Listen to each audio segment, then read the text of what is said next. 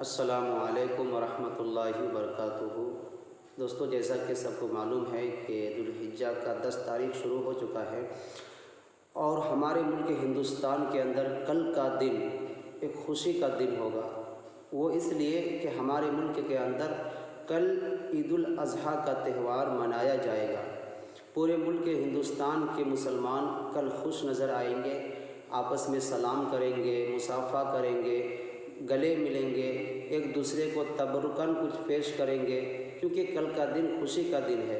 اس لیے میں نے سوچا کہ اپنے دوستوں کو عید کی مبارکبادی پیش کروں۔